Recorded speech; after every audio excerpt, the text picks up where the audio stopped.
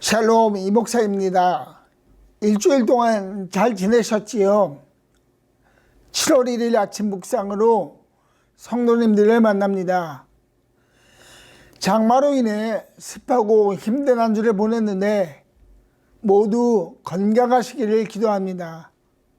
오늘이 7월 1일입니다. 한 해의 후반전이 시작합니다. 새로운 후반전에도 하나님의 은혜와 도우심을 경험하는 성도님들이 되기를 축복합니다. 지난주에는 남편과 아내에 대한 권면을 살펴보았습니다. 아내는 거룩한 행실로 남편을 대하여 구원의 길로 인도하는 잘하는 것과 남편들은 아내를 소중히 여기고 하나님 나라의 공동 상속자로서 함께 하나님 나라의 완성을 위해서 걷는 자라는 것을 나누었습니다. 오늘은 베드로전서 3장 13절에서 15절까지의 말씀을 보겠습니다. 그러므로 여러분이 열심으로 선한 일을 하면 누가 여러분을 해치겠습니까? 그러나 정의를 위하여 고난을 받으면 여러분은 복이 있습니다. 그들의 위협을 무서워하지 말며 흔들리지 마십시오. 다만 여러분의 마음속에 그리스도를 주님으로 모시고 거룩하게 대하십시오. 여러분이 가진 희망을 설명하여 주기를 바라는 사람에게는 언제나 답변할 수 있게 준비를 해 두십시오. 아멘. 13절 말씀에는 하나님 자녀의 정체성이 기록되어 있습니다. 하나님의 자녀들이, 즉 예수님이 믿는 자들이 어떠한 자들이냐는 것입니다. 베드로는 이 정체성을 다음과 같이 정의합니다. 열심으로 선한 일을 행하는 사람이다. 하나님의 자녀는 열심을 가진 자입니다. 열심이라는 단어는 열정으로 가득 차 있다는 의미이죠. 이는 주전자의 물이 일정한 온도에 오르면 폭발적으로 끌어오르는 것과 같은 이미지로 이해할 수 있을 것입니다. 그런데 하나님의 자녀들에게만 이러한 열심이 있는 것만은 아닙니다. 하나님의 자녀가 아닌 자들에게도 이러한 열심과 열정을 가지고 있다는 것을 우리는 볼 수 있습니다. 그들은 자신들이 정해놓은 방향과 목표를 위해 수고합니다. 올림픽을 준비하는 선수들의 모습과 연결해서 상상해 볼 수 있습니다. 4년 동안 하나의 목표를 위해서 노력합니다. 매 시간 흘리는 땀이 그들의 메달 색깔을 정한다고 생각해서 철저하게 자기 관리를 합니다. 개인의 명예를 위해서, 나아가서는 국가의 명예를 위해서입니다. 그러나 하나님의 자녀들의 열심은 자기 자신이나 집단의 명예를 위한 것이 아닙니다. 그 열심은 바로 선한 일과 연결되어 있는데, 지금 소개한 선한 일은 도덕적이고 칭찬받을 만한 일에 대한 평가가 아니라 예수님께서 모든 사람에게 베푸신 선한 일과 연결되어 있습니다. 예수님께서 선한 일을 베푸셨습니다. 그 선한 일은 회복이었습니다. 예수님께서 하늘나라에 대한 선포를 하신 것과 병든 자들을 고쳐주신 것도 회복이 필요하였기 때문입니다. 하나님과의 회복입니다. 사람들은 죄의 습성이 있어서 하나님을 알지 못합니다. 그래서 불순종하고 딴 길로 가려고 합니다. 그러나 하나님은 그러한 불순종하는 자들을 위해 길을 예비해 두셨습니다.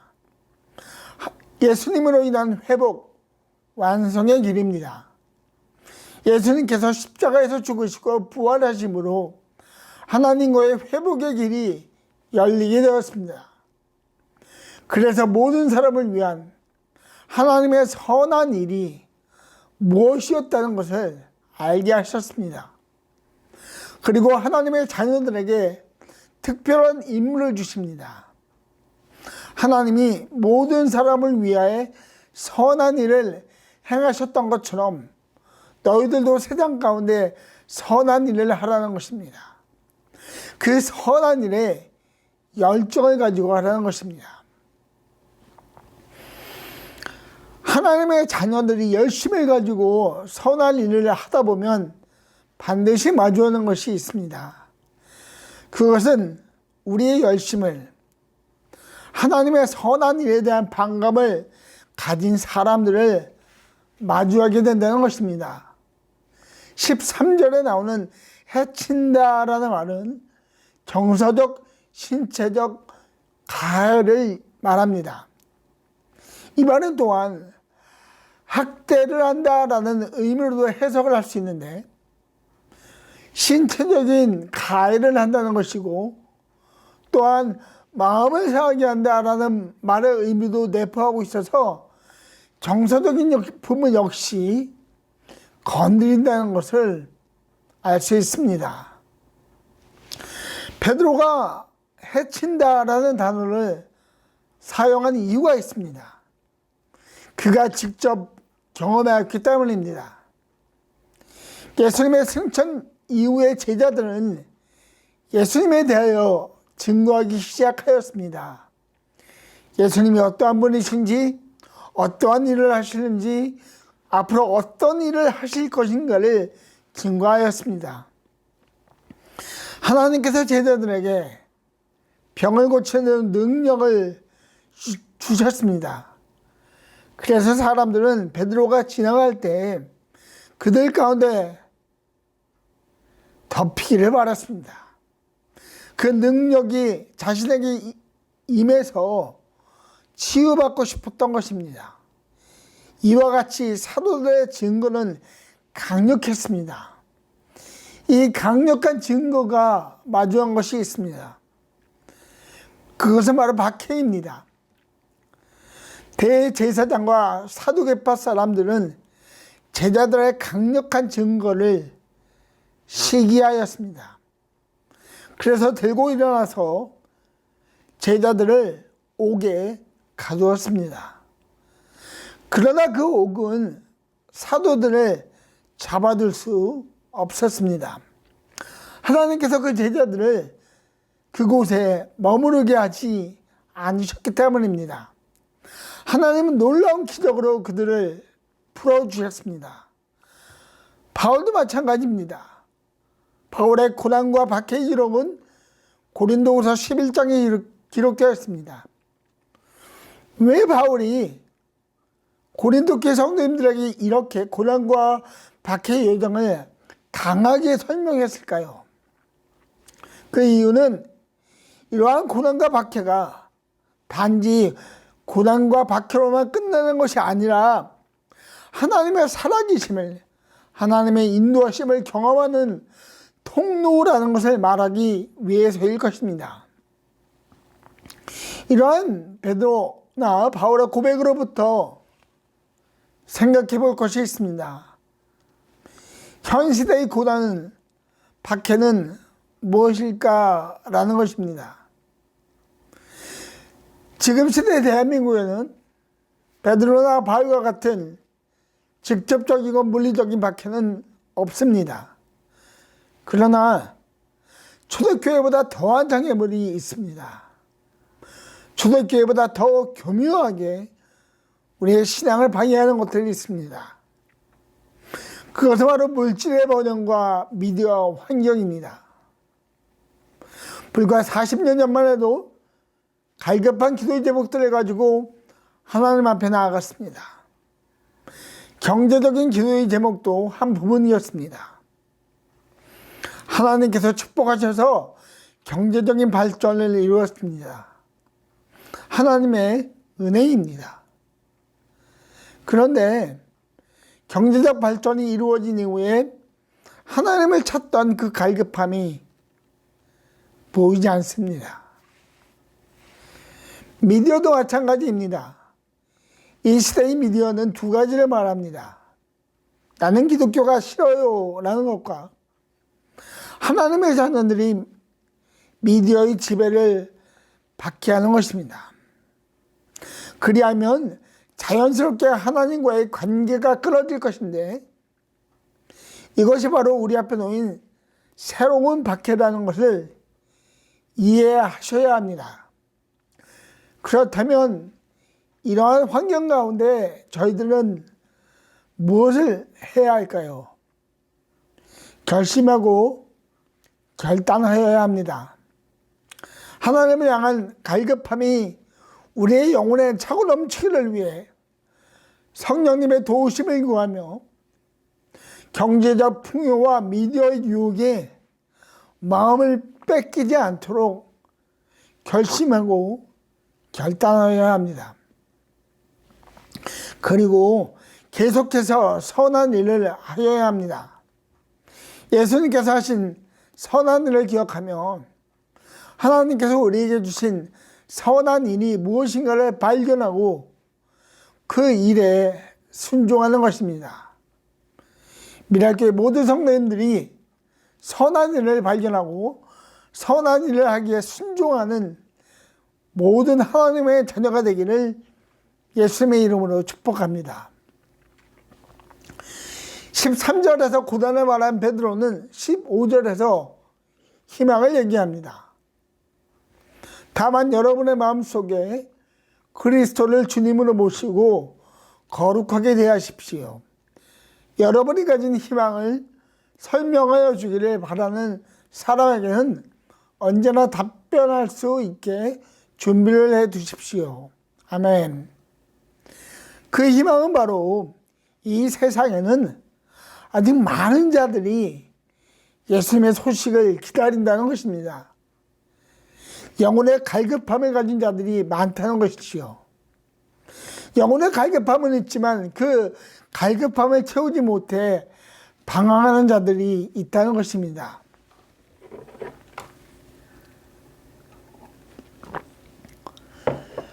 초대교회에도 이런 일이 있었습니다. 예수님의 제자였던 빌립은 주님의 천사의 음성을 듣습니다. 천사는 그가 가야 할 길과 장소를 전합니다. 빌립은 순종해서 그 길을 가는 동안에 에티오피아 사람을 만납니다. 그는 예루살렘에서 예배를 드리고 돌아가는 길이었습니다. 그러나 그는 하나님의 말씀을 온전히 이해하지 못하고 이로 인해 영적인 갈급함을 가지고 있었습니다. 구약 성경에 대한 이야기를 파편적으로는 이해하였지만 통합적인 말씀의 메시지를 알지 못해서 영적인 갈급함을 가지고 있었던 것입니다. 빌립이 이 사람에게 다가가서 그가 읽던 이사야 말씀을 해석해주고 또한 성경의 전체 메시지를 알려주었습니다. 그러자 그는 예수님에 대한 소식을 믿고 침례를 받았습니다. 이러한 영적인 갈급한 자들을 위해 하나님의 자녀들이 해야 할 일이 있다고 베드로는 말합니다. 준비하라는 것입니다. 복음을 전할 준비입니다. 하나님의 자녀들이 이런 준비를 해야 하는 이유는 먼저는 예수님께서 우리를 위하여 준비하신 일이 있기 때문입니다. 예수님의 준비는 모든 사람이 하나님과 화목하게 하는 것입니다. 그 준비를 위해 예수님은 십자가에서 죽으셨고 부활하심으로 그 준비하심이 완성되었다는 것을 드러내셨습니다. 또한 그 예수님의 준비를 하나님의 자녀들이 기억해야 하고 그러한 기회가 올 때를 대비해서 준비하여야 한다는 것입니다. 이 준비는 또한 영적인 준비라고도 할 수 있습니다. 이 준비는 바로 하나님과의 관계에서부터 출발합니다. 예수님께서 말씀하셨습니다. 내 안에 머물러 있어라. 예수님 안에 머물러 있는 것이 바로 우리의 준비이고, 그 준비를 통해 예수님으로 인한 희망을 설명해 주기를 바라는 자들에게 진정한 희망을 전할 수 있습니다. 세상은 하나님의 자녀들을 싫어한다는 것을 기억하십시오. 그것은 세상의 방법과 하나님의 방법이 틀리기 때문입니다. 그래서 세상은 우리를 해하려고 합니다. 그러나 걱정하지 마십시오. 하나님께서 모든 상황에서 우리를 건지실 것입니다. 그리고 우리를 준비시키셔서 희망을 전하는 자들로 세워주십니다.